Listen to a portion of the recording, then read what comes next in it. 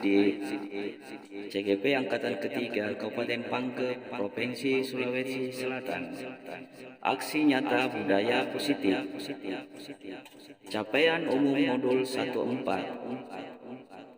Memahami budaya positif yang berpihak pada murid. Memahami peran sebagai guru untuk membangun budaya positif.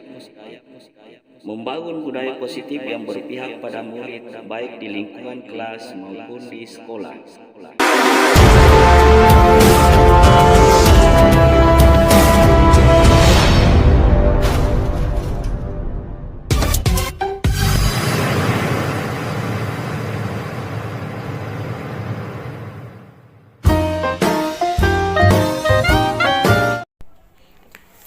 Assalamualaikum warahmatullahi wabarakatuh.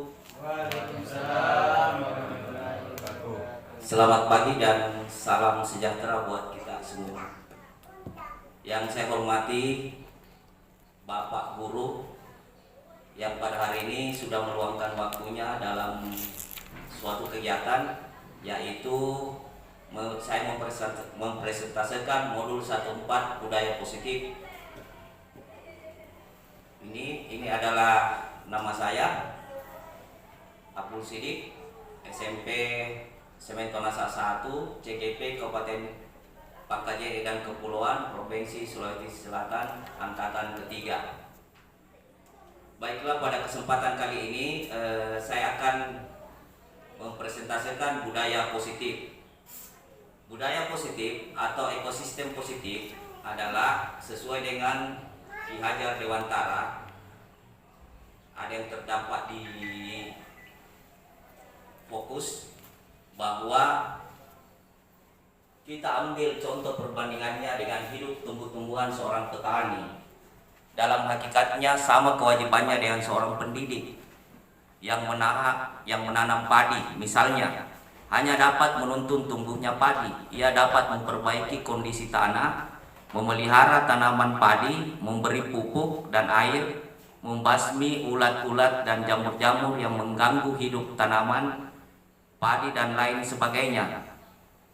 Ki Hajar Dewantara, lampiran 1 dasar-dasar pendidikan keluarga tahun nomor 1234 November Desember tahun 1936, Januari Februari 1937.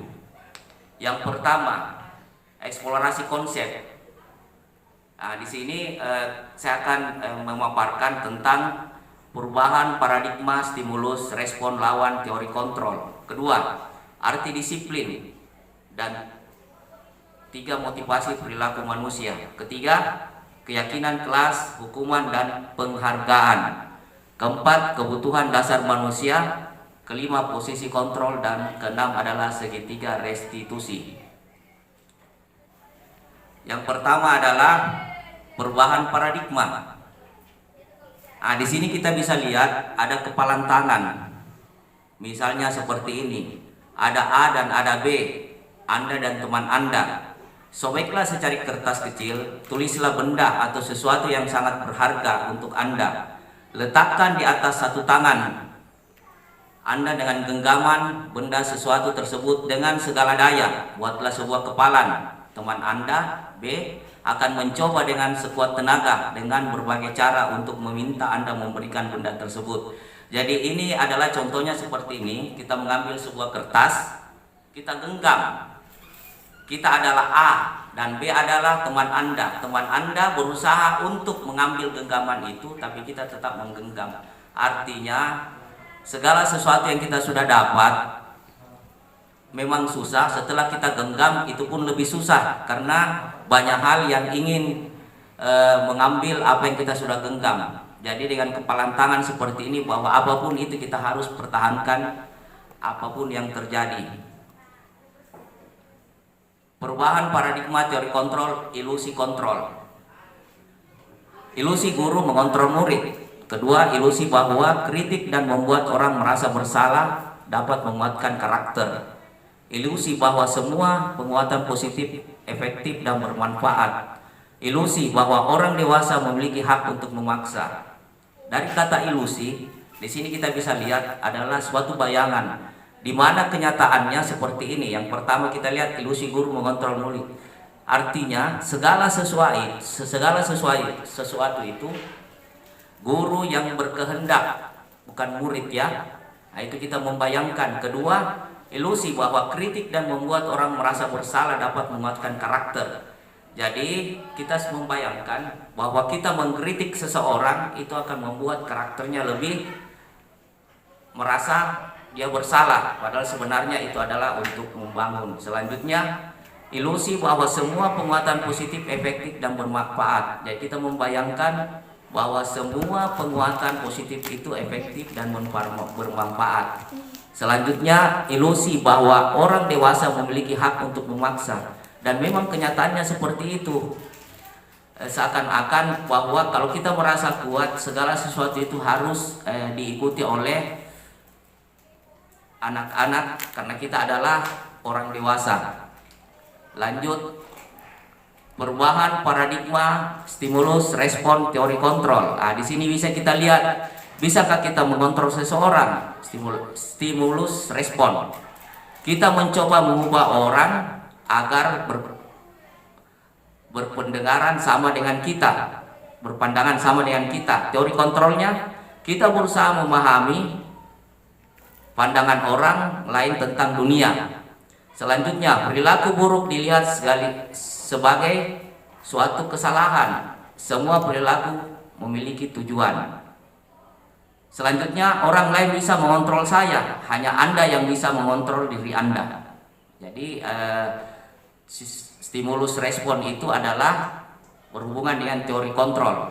Saya bisa mengontrol orang lain, Anda tidak bisa mengontrol orang lain. Lanjut, pemaksaan ada pada saat bujukan gagal. Selanjutnya, teori kontrolnya, kolaborasi dan konsensus menciptakan pilihan-pilihan baru. Selanjutnya, model berpikir memang kalah. Teori kontrol, model berpikir menang.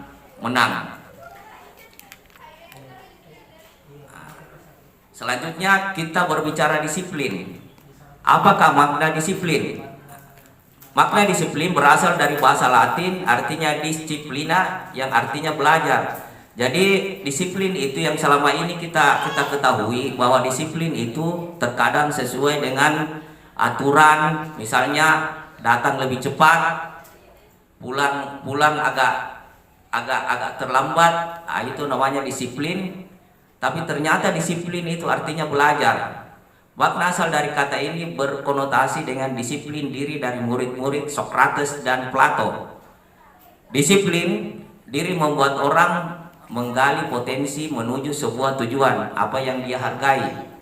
Namun dalam budaya kita, makna kata disiplin telah berubah menjadi sesuatu yang dilakukan seseorang pada orang lain untuk mendapatkan kepatuhan. Kecenderungan umum adalah hubungan kata disiplin dengan ketidaknyamanan, bukan dengan apa yang kita hargai atau pencapaian suatu tujuan mulia.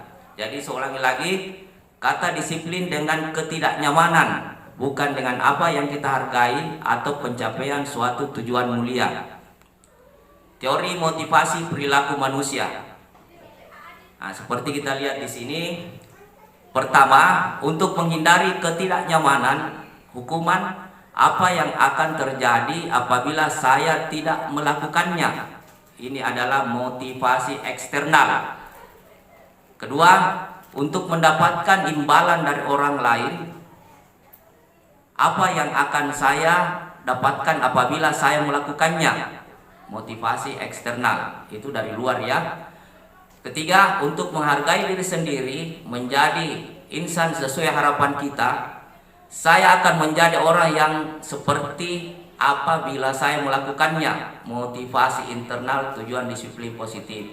Jadi inilah yang dimaksud motivasi dari dalam. Saya akan menjadi orang yang seperti apabila saya melakukannya. Itu dari dalam. Nah, selanjutnya sesuai dengan keinginan Menteri Kependidikan dan Kebudayaan adalah merdeka. Nah, sekarang kan kita akan menuju merdeka belajar. Sesuai dengan Ki Hajar Dewantara, merdeka itu artinya tidak hanya terlepas dari perintah, akan tetapi juga cakap buat memerintah diri sendiri. Jadi sesuai dengan kurikulum adalah merdeka belajar, bukan lagi kemauan guru, tapi bagaimana anak itu bisa melakukan sesuatu hal tanpa pemaksaan. Selanjutnya di sini kita lihat budaya positif. Di dalamnya itu ada yang pertama peraturan kelas, keyakinan kelas, dan lingkungan positif. Di sini yang biasa kita lakukan di sekolah, keyakinan kelas, hukuman, dan penghargaan. Mengapa tidak peraturan saja? Mengapa harus keyakinan kelas? Mengapa kita memiliki peraturan harus menggunakan helm bila mengendarai kendaraan roda 2? Kedua, mengapa kita memiliki peraturan 3M, menggunakan masker, mencuci tangan, dan menjaga jarak 1,5 meter? Ketiga, mengapa kita memiliki peraturan harus datang tepat waktu pada saat mengikuti pelajaran? Untuk mendukung motivasi intrinsik, kembali ke nilai-nilai keyakinan-keyakinan lebih menggerakkan seseorang dibanding mengikuti serangkaian peraturan-peraturan. Di sini sebelum biasanya kita adalah seorang guru, sebelum sebagai wali kelas maupun guru mata pelajaran tertentu, pertama-tama kita melakukan kesepakatan kelas seperti contoh ini.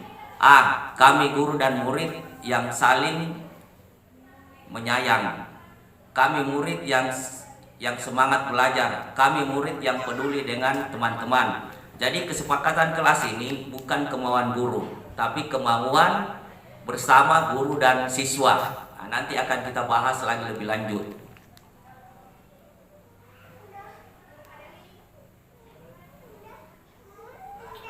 Peraturan seperti ini selalu kembali buku ke tempatnya, keyakinan kelas, nilai kebajikan yang dituju. Selanjutnya saya lanjut lagi ya. Peraturan, keyakinan kelas, nilai kebajikan orang yang dituju selalu kembali buku ke tempatnya, itu adalah tanggung jawab. Kemudian dilarang mengganggu orang lain, berarti kita menghormati orang lain dan diri sendiri. Hadir di sekolah 15 menit sebelum pembelajaran dimulai, menghormati orang lain, komitmen pada tujuan, berkomitmen. Dilarang melakukan kekerasan, keselamatan, menghormati orang lain. Dilarang menggunakan narkoba, berarti itu adalah untuk kesehatan. Bergantian atau menunggu giliran, menghormati orang lain, kesabaran, dan budaya antri. Gunakan masker adalah kesehatan dan untuk keselamatan. Jangan berlari di kelas atau koridor, keselamatan dan keamanan.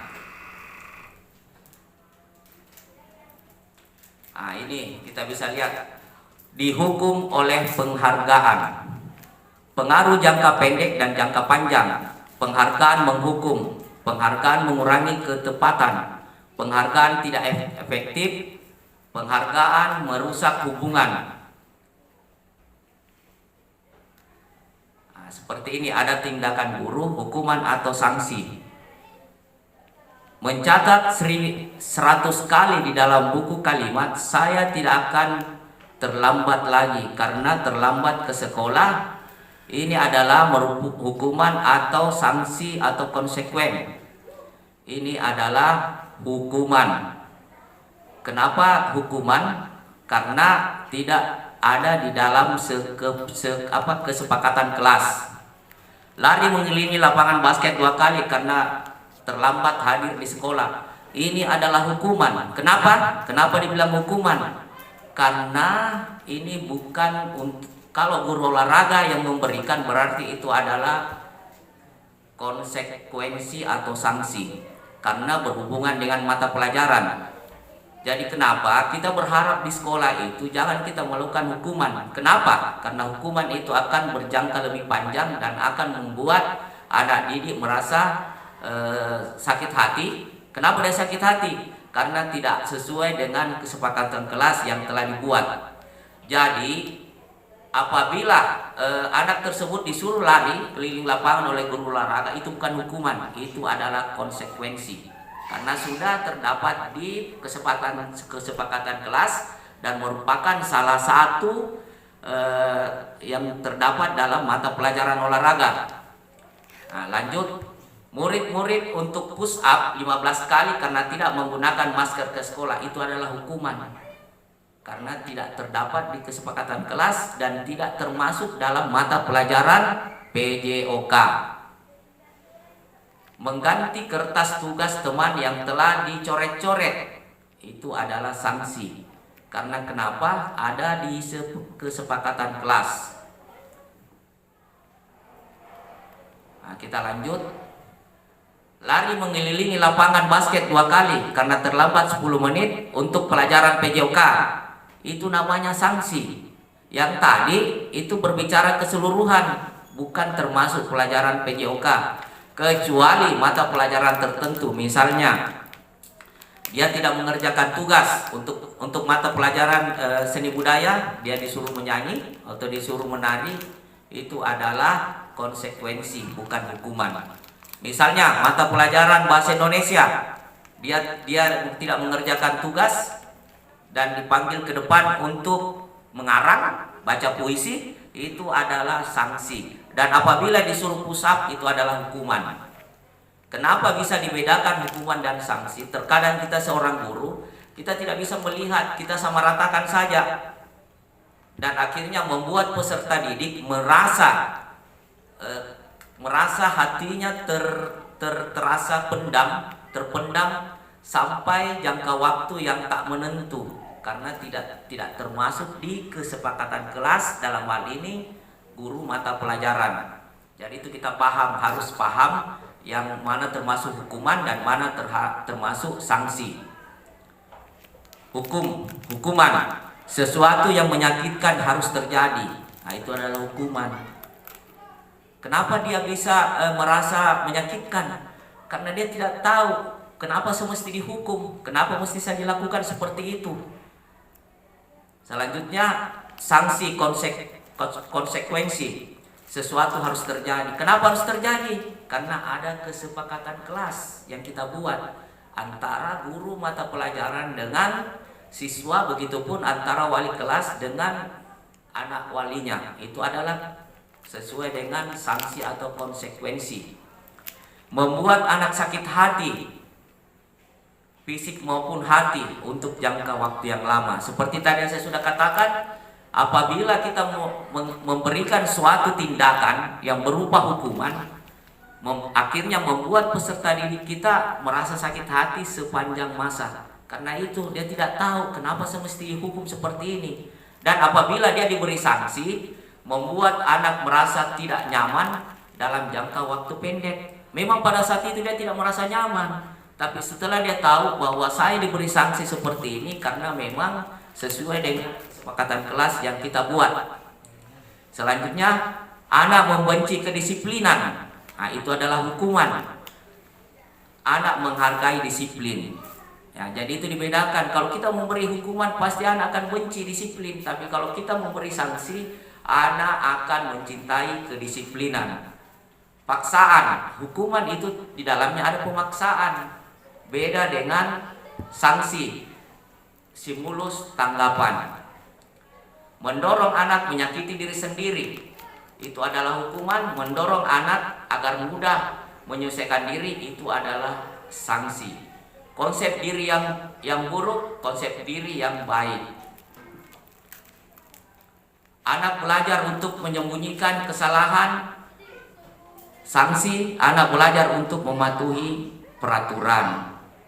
Marah, rasa bersalah, dipermalukan, merasa tak dihargai. Nah, ini biasa yang kita lakukan.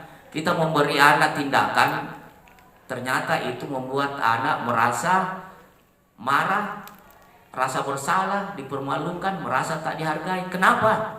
Karena dia tidak tahu kenapa saya diberi begini, yang seperti tadi. Jadi intinya, kalau misalnya guru agama, anak tersebut tidak mengerjakan tugas, disuruh mengaji, anak itu kan akan merasa bahwa dia tidak akan pernah merasa sepanjang masa, karena itu adalah yang menyuruhnya adalah guru agama. Yang seperti tadi saya sampaikan, dengan guru-guru lain pun seperti itu. Nah, di sini ada 5 posisi kontrol yang kita bisa lihat: penghukum, pembuat orang, di sini teman, pemantau, manajer. Bergerak, di sini kita bisa lihat peraturan, pemantau, konsekuensi, nilai, manajer, dan memperbaikinya. Nah, sekarang kita masuk yang terakhir adalah restitusi. Apa itu restitusi? Restitusi adalah proses menciptakan kondisi bagi murid untuk memperbaiki kesalahan mereka sehingga mereka bisa kembali pada kelompok mereka dengan karakter yang lebih kuat. Jadi segitiga restitusi itu nanti anak-anak sendiri yang menyampaikan bahwa saya harus disanksi seperti ini. Dia akan menyadari sendiri karena yang kita lakukan adalah sesuai dengan kesepakatan kelas. 9 ciri-ciri restitusi. Pertama, bukan untuk menebus kesalahan, namun untuk belajar dari kesalahan. Kedua, memperbaiki hukuman. Ketiga, tawaran, bukan paksaan. Keempat, restitusi menuntun untuk melihat ke dalam diri. 5. Restitusi mencapai kebutuhan dasar yang mendasar tindakan. 6. Restitusi dan diri adalah cara yang paling baik. 7. Restitusi fokus pada karakter bukan tindakan. 8. Restitusi fokus pada solusi. 9. Restitusi mengembalikan murid yang berbuat salah pada kelompoknya. Jadi pada saat siswa tersebut bersalah, dia tidak merasa minder karena dia justru merasa berbangga diri atau kembali berpercaya diri karena dia sudah melakukan restitusi. Dalam hal ini dia mengetahui sendiri kesalahannya dan dia akan memberi sanksi kepada guru bahwa saya sanksinya seperti ini. Tapi awalnya itu kita mulai dari kesepakatan kelas. Nah, ini kita bisa lihat bagian dari segitiga restitusi. Jadi di sini kita bisa lihat. Jadi kita bisa lihat segitiga restitusi. Kamu tentu punya alasan mengapa melakukan itu. Nah, kemudian nilai apa yang telah kita sepakati. Kedua, adakah cara yang lebih efektif untuk mendapatkan apa yang kamu butuhkan? Kamu ingin menjadi orang yang seperti apa? Nah, jadi segitiga restitusi yaitu validasi tindakan yang salah, menanyakan keyakinan, menstabilkan identitas. Setiap orang pasti pernah melakukan kesalahan. Kamu bukan satu-satunya yang pernah melakukan ini. Jadi inilah tujuan dari segitiga restitusi.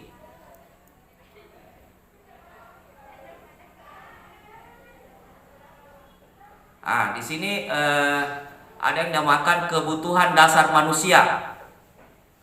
Kebutuhan dasar manusia yaitu cinta kasih, rasa memiliki dan dimiliki, penguasaan, bertahan hidup, kesenangan, kebebasan. Jadi inilah kebutuhan dasar manusia. Jadi di sini kita bisa lihat ada merasa dicintai, penguasaan, kebebasan, kesenangan. Jadi kalau lambang kupu-kupu itu kebebasan, berarti dia bisa terbang kemana-mana. Nah, jadi seperti itu. Ya.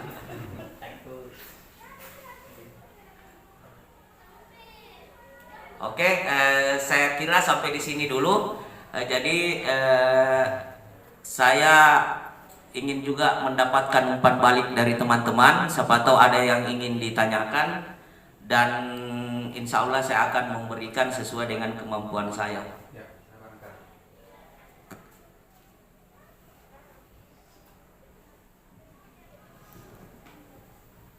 Ya, terima kasih banyak. Menarik sekali apa yang kita diskusikan pada hari ini terkait dengan budaya positif.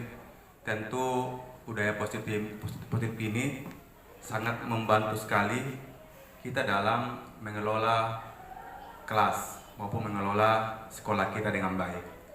Karena menumbuhkan budaya positif di sekolah itu tentu akan menambahkan motivasi kepada murid kita untuk terus belajar. Dan kemudian saya tertarik di terkait dengan sanksi dan hukuman. Ya, tentu kita selama ini mencampurkan apakah yang saya lakukan ini adalah hukuman atau sanksi. Kita tidak tahu, berarti ini ilmu baru bagi kita, bahwa ternyata kalau sesuai dengan mata pelajaran yang kita ampuh, lalu contoh misalkan saya guru agama, kemudian saya menyuruh anak untuk menghafal Al-Quran, nah, tentu itu masuk dalam kategori sanksi. Tapi ketika kemudian saya seorang guru agama, kemudian siswa saya suruh untuk lari lapangan 3 kali, tentu ini masuk hukuman. Dan saya lihat tadi di penjelasannya, hukuman itu sifatnya lama, anak akan lama pendam. Tapi kalau ketika kemudian sanksi, tentu anak atau murid ini akan sementara sifatnya. Mungkin sangat luar biasa sekali ilmu yang hari ini Bapak sampaikan. Terkait juga diantaranya saya lihat ya tadi ada kesepakatan kelas. Jadi kesepakatan kelas ini lahir dari atas asas musyawarah dan mufakat kita bersama dengan siswa kita, murid kita di dalam kelas. Terima kasih berbagi ilmunya Pak. Ya, terima kasih Pak Zainal yang sudah menanggapi. Jadi memang selama ini sebelum kita masuk di program guru penggerak, terkadang kita melakukan tidak sesuai dengan apa yang sebenarnya harus kita lakukan, karena kita memang tidak tahu apa itu hukuman dan apa itu sanksi. Jadi seperti tadi yang saya katakan, setelah kita masuk di program CGP, banyak hal-hal yang baru yang kita dapat, dan pada hari ini alhamdulillah saya berusaha mentransfer atau berkolaborasi kepada teman-teman apa yang saya sudah dapat.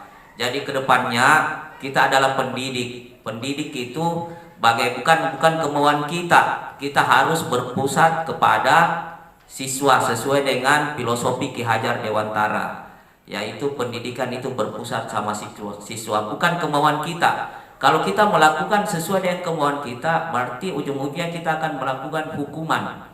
Karena ego kita yang berlebihan, selalu kita menganggap kamu harus lakukan ini, kamu harus lakukan ini. Tidak ada dasar tertentu yang kita bisa lakukan. Nah, dengan adanya seperti ini, ternyata yang kita harus lakukan kepada murid adalah berupa sanksi atau konsekuensi. Dan itu tentunya kita lakukan dengan kesepakatan bersama di antara guru mata pelajaran dan murid, begitupun antara wali kelas dan anak walinya. Jadi itu Pak yang bisa saya sampaikan. Siapa tahu dari teman-teman lain ada yang juga yang menanggapi, disilahkan dengan hormat. Ya, ya. Oke Pak Pian, silakan Pak. Assalamualaikum warahmatullahi wabarakatuh. Terima kasih atas kesempatan yang diberikan oleh Bapak. Jadi yang di sini saya kebetulan kan saya guru olahraga, sekedar ingin memperjelas antara sanksi dan konsekuensi yang tadi Bapak jelaskan, bahwa sebenarnya di sini yang kebanyakan guru-guru ini salah atau keliru dalam memberikan hukuman atau punishment kalau bagi kita yang guru olahraga. Karena seperti yang katakan kita tadi Bapak, bahwa kan banyak guru dari mata pelajaran yang lain, misalkan guru ekonomi atau kimia, dia memberikan hukuman seperti sanksi push up atau kengkring atau lari keliling lapangan. Tapi kalau misalkan kita guru sesuai dengan bidang kita, misalkan saya selaku guru olahraga, tadi boleh melakukan seperti itu karena itu sesuai dengan sinkron dengan mata pelajaran saya. Begitupun guru agama di sini memberikan sanksinya itu berupa membaca Al-Quran atau surat-surat pendek. Jadi ya ini sangat bagus sekali yang materi Bapak berikan, karena di mana setiap guru harus tahu fungsinya dan kategori sanksi atau konsekuensi yang diberikan, sehingga ini tidak terjadi sebuah hukuman yang dirasakan oleh anak tersebut. Oh iya, terima kasih banyak Pak ya atas kesempatannya. Ya, terima kasih Pak Pian yang sudah memberikan tanggapan. Jadi memang tujuan kita memberikan ini atau membedakan antara hukuman dan sanksi, yang salah satunya adalah supaya murid atau siswa tersebut tidak merasa sakit hati maupun fisik dengan jangka waktu yang panjang. Dan artinya kalau dengan seperti itu maka dia akan dendam terhadap guru. Makanya kita sebagai pendidik harus bisa menempatkan apakah kita harus apabila kita melakukan tindakan harus kita ketahui ini sudah ini sudah sesuai dengan konsekuensi atau sanksi atau ini adalah hukuman karena ego kita. Makanya yang terutama itu adalah ego. Dan insya Allah kalau kita seorang guru mampu kita redam siapa diri kita dan kita selalu berpedoman kepada Ki Hajar Dewantara yaitu filosofi pendidikan bahwa pendidikan itu berpusat pada siswa. Insya Allah pendidikan ini jauh lebih maju karena siswa itu masing-masing mempunyai bakat yang sejak ada dari lahir. Jadi itu siapa tahu mungkin masih ada lagi tanggapan dari teman-teman atau masukan. Oke, kalau tidak ada masukan, saya refleksi sedikit bahwa pendidikan itu apabila kita melakukan hukuman tindakan kepada siswa, yang kita harus lakukan adalah konsekuensi atau sanksi sesuai dengan kesepakatan kelas. Jangan melakukan tindakan yang berupa hukuman karena itu sangat mempengaruhi batin anak-anak dan merasa sakit hati sepanjang masa. Kedua, apabila ada anak-anak yang bersalah kita melakukan pendekatan dengan segitiga restitusi, di mana anak itu akan mengetahui sendiri salahnya dan kemungkinan anak itu akan mencari sendiri sanksi buat dirinya sehingga anak itu bisa kembali ke kelompoknya dan tidak merasa dikucilkan. Jadi saya pikir untuk hari ini terima kasih atas kesempatan teman-teman yang sudah meluangkan waktunya dan saya merasa berterima kasih dengan tanggapan-tanggapan yang ada. Terima kasih. Sekian, wassalamualaikum warahmatullahi wabarakatuh.